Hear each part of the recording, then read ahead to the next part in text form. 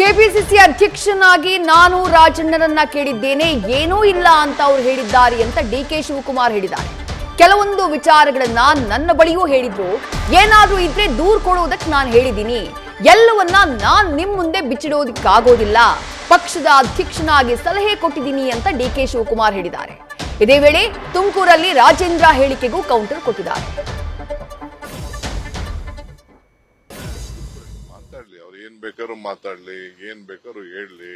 ಹೇಮಾವತಿ ವಿಚಾರ ಇವತ್ತಲ್ಲ, ಸುಮಾರು 20-30 ವರ್ಷದಿಂದ ವೈ.ಕೆ. ರಾಮಯ್ಯನವರು ಇದ್ದಂತ ಕಾಲದಿಂದ ಕೂಡ ಆ ವಿಚಾರ ಇತ್ತು.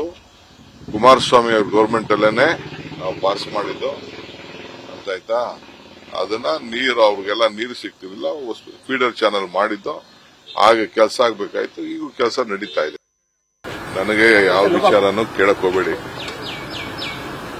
ಯಾರು ಬೇಕಾದ್ರೂ ಭೇಟಿ ಮಾಡ್ಕೊಳ್ಳಿ, ಏನ್ ಬೇಕಾದ್ರೂ ಮಾಡ್ಕೊಳ್ಳಿ. ನನ್ನ ಡಿಪಾರ್ಟ್ಮೆಂಟ್ ಏನಾದಿದ್ರೆ ಕೇಳಿ. ಅವ್ರು ಯಾರು ಭೇಟಿ ಮಾಡಿದ್ರು, ಇವ್ರು ಯಾರು ಭೇಟಿ ಮಾಡಿದ್ರು ಅಂತ ನನಗೆ ಕೇಳ್ತಾ ಇದ್ದೀರಾ? ಒಬ್ಬ ಚೀಫ್ ಮಿನಿಸ್ಟರ್ ಮೇಲೆ ಎಲ್ಲ MLA ಭೇಟಿ ಮಾಡ್ತಾರೆ, MP ಭೇಟಿ ಮಾಡ್ತಾರೆ, ಸಾರ್ವಜನಿಕರು ಭೇಟಿ ಮಾಡ್ತಾರೆ, ಎಲ್ಲರನ್ನೂ ಭೇಟಿ ಮಾಡ್ತಾರೆ, ನನ್ನ ಎಲ್ಲ ಭೇಟಿ ಮಾಡ್ತಾರೆ.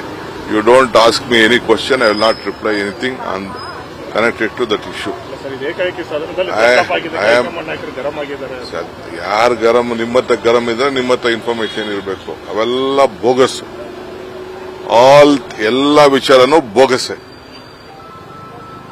ಅರ್ಥ ಆಯ್ತಾ?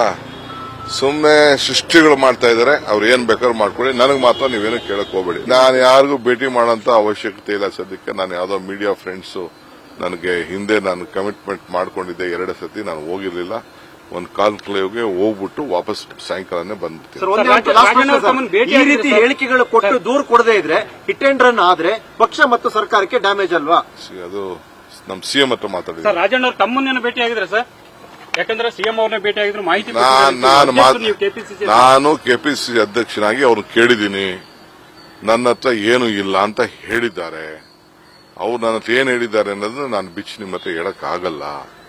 ಅವ್ರಿಗೇನಪ್ಪ ಅವ್ರದ್ದೇನೋ ಒಂದೇನೋ ಇದ್ರ ಮೇಲೆ ಅವ್ರು ಹೇಳ್ತಾರೆ. ನಾನು ಅವರು ಏನೋ ಇದ್ರೆ ಕಂಪ್ಲೇಂಟ್ ಫೈಲ್ ಮಾಡಪ್ಪ ಅಂತಾನು ಹೇಳಿದೆ. ನಿನ್ನೆನೆ ಟಿವಿಗೆ ಅವರು ಹೇಳಿದ್ದಾರೆ, ಅದೆಲ್ಲ ಕೋಲಾರಲ್ಲೂ ಟಿವಿಗೇನೋ ಹೇಳಿದ್ದಾರೆ. ಇದಕ್ಕೆ ನಾ ಇನ್ನೇನ್ ಹೇಳ್ಬೇಕು ನಾನು?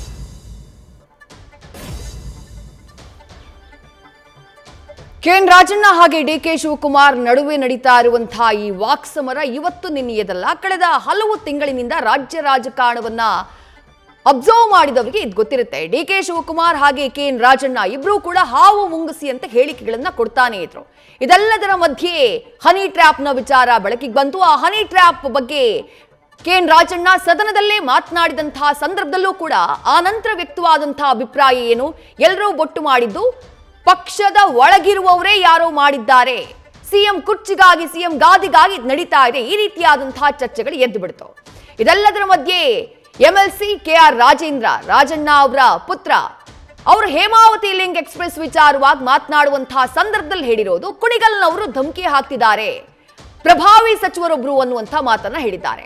ಕುಣಿಗಲ್ ಅಂದ್ರೆ ಕುಣಿಗಲ್ ರಂಗನಾಥ್ ಅವರ ಬಗ್ಗೆ ಮಾತನಾಡಿರೋದು ಅನ್ನೋದು ಸ್ಪಷ್ಟವಾಗಿ ಕಾಣಿಸ್ತಾ ಇದೆ. ಕುಣಿಗಲ್ ರಂಗನಾಥ್ ಯಾರ ಆಪ್ತ? ಡಿಕೆ ಶಿವಕುಮಾರ್ ಅವರ ಆಪ್ತ. ಅಲ್ಲಿಗೆ ಕ್ಷೇತ್ರದಲ್ಲಾಗ್ತಾ ಇರುವಂತಹ ಹಸ್ತಕ್ಷೇಪವೂ ಕೂಡ ಡಿಕೆ ಶಿವಕುಮಾರ್ ಹಾಗೆ ಕೆಎನ್ ರಾಜಣ್ಣ ನಡುವಿನ ಈ ಮುನಿಸು ಮನಸ್ತಾಪಕ್ಕೆ ಕಾರಣನ ಅನ್ನುವಂಥ ಪ್ರಶ್ನೆ ಮೂಡ್ತಾ ಇದೆ. ನ್ಯೂಸ್ ಫಸ್ಟ್ ನಿರ್ಭೀತಿಯಿಂದ ನಿಮ್ಮ ಪರವಾಗಿ.